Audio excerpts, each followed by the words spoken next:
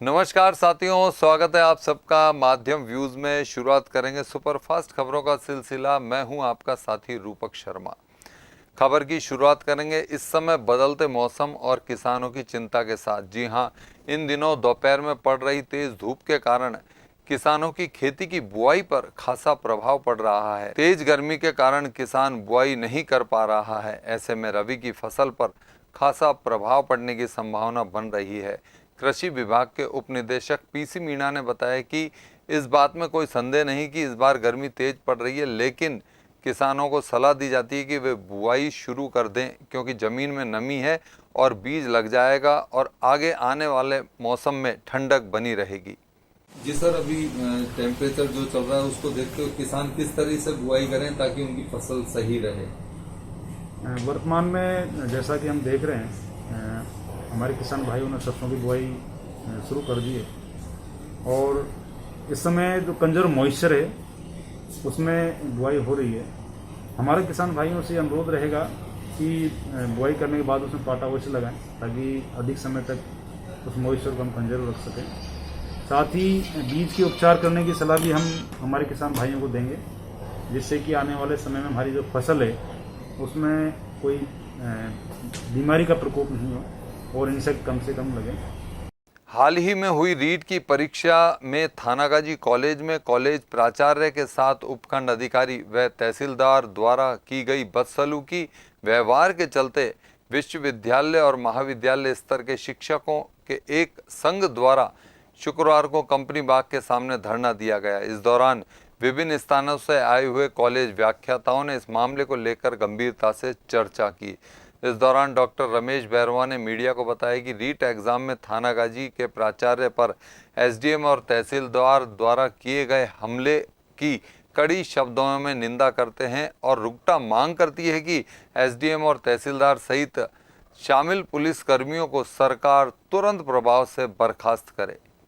मामले को लेकर आज आप लोग यहाँ धरना दे रहे हैं। राजस्थान विश्वविद्यालय एवं महाविद्यालय शिक्षक संघ रुकटा की तरफ से ये राज्य स्तरीय धरना आयोजित किया रहा है और इसका जो असल मकसद है वो ये है कि 26 सितंबर को रीट एग्ज़ाम की ड्यूटी दे रहे हैं राजकीय महाविद्यालय थानागाजी के केंद्र अधीक्षक डॉक्टर वीके शर्मा एवं अतिरिक्त केंद्र अधीक्षक डॉक्टर कन्हैयालाल मीणा सहित वहाँ के कॉलेज शिक्षक स्टाफ के साथ में थानागाजी एसडीएम डॉक्टर नवनीत कुमार, तहसीलदार, पुलिसकर्मी राजेंद्र सहित लोगों ने बड़ी बदसलूकी की है, बदतमीजी की है। नियमानुसार हमारे साथ ही ड्यूटी दे रहे थे। एक ऐसी अभ्यर्थी जो समय के बाद में आई, विलम्ब से आई, उसको नियमानुसार बिठा नहीं सकते थे, तब भी जबरन दबाव डाल करके एसडीएम और उसके साथ में आए लोगों ने ये जबरन की। इतना ही नहीं, हमारे साथी के साथ में धक्का मुक्की की, उसकी बहुत मानहानि की है। शुक्रवार को बैंक ऑफ बड़ौदा के अलवर रीजनल ऑफिस के स्थापना दिवस के 1 वर्ष कार्यकाल पूर्ण होने पर बैंक ऑफ बड़ौदा जयपुर के अंचल कार्यालय से उप महाप्रबंधक नेटवर्किंग श्री बीएल मीणा अलवर आए, जहां उन्होंने क्षेत्रीय कार्यालय का दौरा भी किया और बैंक की व्यवस्थाएं भी देखी। मीडिया से बात करते हुए उप महाप्रबंधक मीणा ने बताया कि अलवर रीजन बेहतरीन कार्य कर रहा है। अलवर रीजन में नेटवर्क 1 और नेटवर्क 2 बेहतरीन वर्किंग कर रहे हैं। नेटवर्किंग को लेकर ग्राहकों को बेहतर सुविधा देने का प्रयास बैंक का जारी है। जोन की हमारे जोन में 12 रीजन है, उसमें अलवर सबसे अच्छा रीजन है क्योंकि 2 नेटवर्क जोन के अंदर है, नेटवर्क 1 और नेटवर्क 2। नेटवर्क 1 के अंदर 4 रीजन है और नेटवर्क 2 में हमारे 5 रीजन है। 5 रीजन में अलवर, भरतपुर, सवाई माधोपुर, झुंझुनू और बीकानेर आता है। उन 5 रीजन में हमारा अलवर का दौरा मेरा पहला दौरा हो रहा है और पहले दौरे में मुझे बहुत खुशी हो रही है कि अलवर की रीजन की विजिट करके कि आज अलवर रीजन ने अपना 1 साल स्थापना का पूरा किया है और अच्छा आयाम और कामयाबी के साथ किया हुआ है। अलवर वासियों के दिल में अपनी अलग पहचान बना चुके त्रिहान ग्रुप खास आपके लिए लेकर आए हैं नगर विकास न्यास अलवर द्वारा अनुमोदित अलवर की बेहतरीन अफोर्डेबल आवासीय योजना, जिसमें आपके लिए उपलब्ध है सुरक्षित जीवन शैली, वो भी सिर्फ नाम मात्र की कीमतों में। कोई भी मन बनाने से पहले साइट विजिट जरूर करें, क्योंकि फ्लैट की कीमत है सिर्फ 5,15,000 रुपए से शुरू। अलवर भिवाड़ी मेगा हाईवे पर स्थित ये टाउनशिप आपके लिए पूरी तरह से सेफ है, जहां आपको मिलेंगी चौड़ी सड़कें, हरे भरे गार्डन, मंदिर और गुरुद्वारा। तो जल्दी कीजिए, सीमित फ्लैट्स उपलब्ध।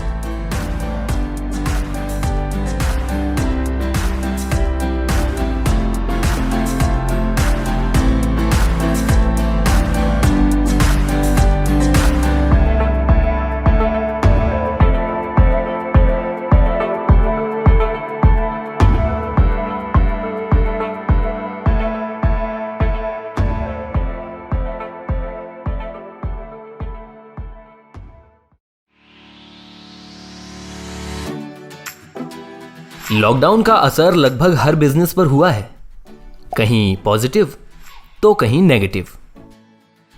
इसीलिए पूरी तैयारी करनी होगी। अरिहंत पब्लिसिटी लाया है आपके लिए सभी तरह के एडवर्टाइजिंग सॉल्यूशंस, वो भी मॉडर्न एडवर्टाइजिंग टेक्निक्स के साथ, जो आपको प्रोवाइड करता है outdoor advertising, digital advertising, consultancy, events, PR यानी पब्लिक रिलेशंस। तो आज ही कांटेक्ट करें अरिहंत पब्लिसिटी से और अपने बिजनेस को दें एक नई पहचान। अरिहंत पब्लिसिटी, आपके बिजनेस की फाइनल डेस्टिनेशन।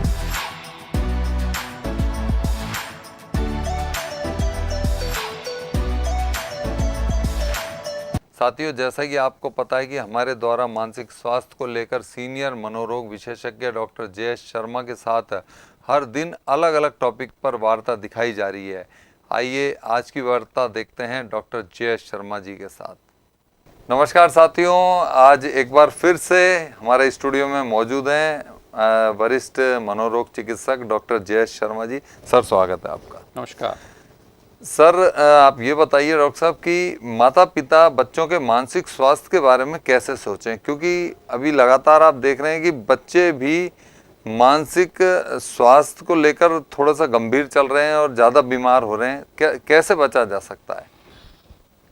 माता पिता और बच्चों के बीच में बड़ी डेलिकेट, बड़ी एक कोमल सी कड़ी होती है, वो होती है इमोशंस की। जी। माता पिता जिस तरीके से बच्चों को प्यार करते हैं, बच्चे उस तरीके से उस चीज़ का रेस्पॉन्स करते हैं क्या नहीं, ये एक बड़ी सोचने की बात है। जी। अच्छे माता पिता, कोई भी माता पिता अपने बच्चों की परवरिश में कोई कमी नहीं छोड़ता है। पिता यही चाहता है कि मेरा बच्चा मेरा नाम रोशन करे, मेरे से भी 2 कदम आगे निकले। ठीक बात है। लेकिन बच्चे उस चीज़ को पूरी तरीके से कर पाते हैं, उनकी इच्छाओं की पूर्ति कर पाते हैं, एक सफल नागरिक बन के सामने आते हैं कि नहीं, ये एक सोचने की बात है। पुराने ज़माने से अगर अपन रामायण महाभारत के समय से बात करें जी। तो अपन को अच्छे अच्छे संस्कार मिले हुए हैं। राजा दशरथ ने कहा या ना कहा, लेकिन उनकी भावनाओं को समझ के राम 14 वर्ष के लिए वनवास चले गए। सिर्फ एक क्षण में, एक रात पहले जहां वो राजा बनने वाले थे, दूसरे दिन सुबह उनको वनवासी बनना पड़ा। तो ये माता पिता की भावनाओं को सोच के राजा दशरथ ने कभी भी नहीं कहा कि तुम वनवास चले जाओ। बिल्कुल। चारों तरफ से उनको इस तरह की बात, सर्कमस्टेंशियल इंफॉर्मेशन मिली कि साहब पिताजी की ये है, कह तो नहीं पा रहे हैं, लेकिन पिताजी की इच्छा भी नहीं है, पिताजी को ये इच्छाएं करवाई गई। लेकिन उन्होंने पिताजी की इच्छा को रखते हुए, उनके मान सम्मान को रखते हुए सब कुछ चीज़ों को क्षण भर में त्याग दिया। गेरुआ वस्त्र पहन लिए, पत्नी सीता के साथ, भाई लक्ष्मण के साथ में 14 वर्ष के लिए वनवास में चले गए। बिल्कुल। इसी तरीके से महाभारत पे भी अपन को अच्छी और बुरी चीज दिखाई देती है। जी जी जी। एक वृतांत तो मैंने राजा दशरथ का सुनाया, दूसरा धृतराष्ट्र का और दुर्योधन का भी है। बिल्कुल। कि जो पिता की भावनाओं में बह के या बच्चों की भावनाओं में बह के पिताजी ने क्या करा दिया और महाभारत हो गया। इसी तरीके से आजकल के परिप्रेक्ष्य में भी अगर अपन देखें जी। तो माता पिता बच्चों से बहुत कुछ अपेक्षाएं करते हैं। अब सवाल ये आता है कि मानसिक स्वास्थ्य के बारे में माता पिता कैसे सोचे जिससे उनका बच्चा एक सफल योग्य नागरिक बने। बिल्कुल। देखिए, सबसे पहले तो ये सोचिए कि आजकल के परिप्रेक्ष्य में महंगाई को देखते हुए माता पिता सभी बच्चों को पूरी परवरिश देने में सक्षम नहीं है। हर एक माता पिता हर एक बच्चे को पूरी परवरिश दे दे, उसकी इच्छा अनुसार ये संभव नहीं है। तो ऐसे में क्या होता है कि बच्चों का भी कर्तव्य हो जाता है कि माता पिता की इच्छाओं की पूर्ति करे। माता पिता हमेशा, बच्चे जैसे जैसे बड़े होते हैं शुरू में तो अनुशासन बहुत ज़्यादा जरूरी होता है। हर एक माता पिता और बच्चों को ये समझना चाहिए कि बिना अनुशासन के ज़िंदगी आगे नहीं चलती है। बच्चों को अनुशासन सुनने में और अनुशासन की पालना करने में बड़ी परेशानी महसूस होती है। जब भी कोई माता पिता ये कहता है कि अच्छे संस्कारों के लिए तुम सुबह उठो, भगवान की पूजा करो, माता पिता के चरण स्पर्श करो, गुरुजनों का आदर करो, उनकी बात को मानो, पढ़ाई में ज़्यादा समय दो, तो बच्चों को अटपटा सा लगता है। बिल्कुल, बिल्कुल। लेकिन यही बच्चे जब आगे बढ़ जाते हैं तो ये अपनी जो, अगर उन्होंने कर लिया है जब, तो उनको रिजल्ट अच्छा मिलने लग जाएगा, और नहीं करेंगे तो बच्चों के रिजल्ट अच्छे नहीं मिलेंगे। नहीं मिलेंगे तो फिर वो जो बच्चों को रिजल्ट अच्छे नहीं मिले हैं उनके बिहेवियर में चेंज हो जाएगा। तो माता पिता को अपने बच्चों में अच्छे संस्कार डेवलप करने के लिए, देने के लिए अनुशासन की बहुत ज़्यादा ज़रूरत होती है। बच्चा शुरू में उसके माने चाहे नहीं माने, लेकिन अच्छे संस्कार जब भी आ पाते हैं जब अच्छा अनुशासन होता है। नहीं डॉक्टर साहब, लेकिन अभी फिलहाल अपन बात करें आज के दौर की, तो कोई एक ज़माना था जब 4-4, 5-5 बच्चे हुआ करते थे, 8-8 भी बच्चे हुआ करते थे। आजकल तो हम दो, हमारे दो से सिमट कर एक पर ही रह गया। बिल्कुल। अब ऐसी स्थिति में माँ बापों की भी मजबूरी है कि वो किस तरीके से अपने बच्चे को डांटें। यदि उसको पता है ज़्यादा डांटेंगे तो आजकल गलत कदम बच्चे बहुत तुरंत प्रभाव से उठा लेते हैं। बिल्कुल। तो माता पिता को भी लगता है कि यार कहीं गलत ना हो जाए, इसलिए ऐसी स्थिति में माता पिता भी उसकी परवरिश करने में असमंजस की स्थिति में बने रहते हैं। बहुत कठिन परिस्थितियां हैं। बिल्कुल। ऐसी स्थिति में कैसे सुधार और कैसे मानसिक जो संतुलन है वो माता पिता और बच्चे का बना रहे। बिल्कुल। देखिए, आपने बहुत सही कहा। पहले ज़माने में अपने भाई बहन काफ़ी होते थे, माता पिता की संतानें बहुत होती थी, 7-7, 8-8, 5-5 होते थे। आजकल 1-2 पे आए, फिर 2 से 1 पे सिमट के रह गए। तो जब एक बहन और एक भाई होंगे, एक लड़का और एक लड़की किसी परिवार में होंगे, तो वो प्रेशियस चाइल्ड हो जाते हैं, है ना। और ऐसे प्रेशियस चाइल्ड की परवरिश माता पिता बहुत लगन के साथ में करते हैं। बिल्कुल। ठीक है। अब इसमें क्या होता है कि अपन को किस तरीके से संबंध रखा जाए। देखिए, अनुशासन की मैंने अभी आप बात कही, उसको अपन नज़रअंदाज नहीं कर सकते। अब यहाँ क्या होता है, एक दोस्ताना थोड़ा सा चीज़ होती है।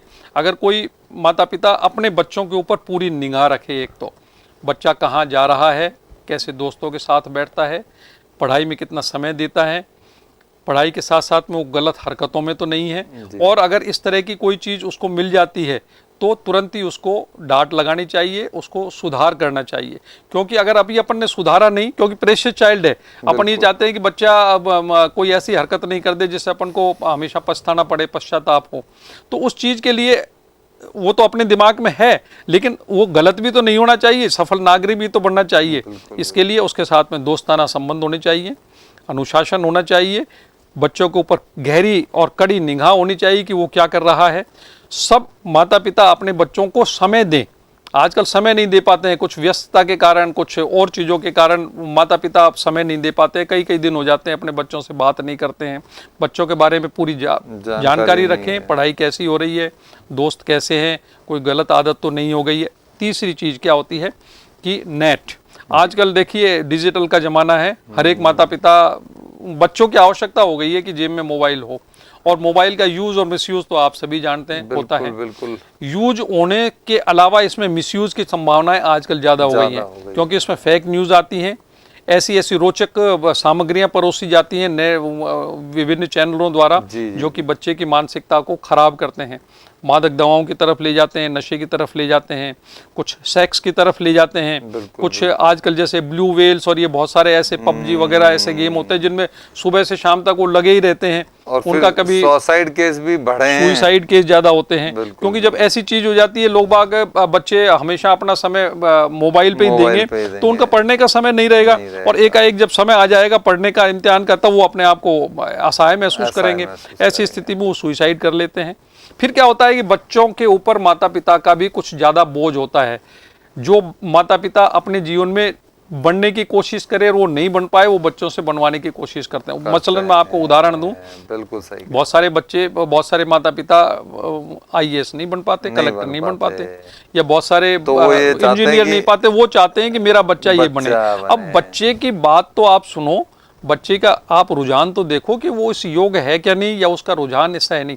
भाई उसका रुझान है खेल में, और आप अगर उसको इंजीनियर बनाने की तरफ जाएंगे तो कोई बात है, इंजीनियर तो बनेगा कि नहीं, लेकिन उसका जो खेल की प्रवृत्ति उसको आप आगे बढ़ाइए।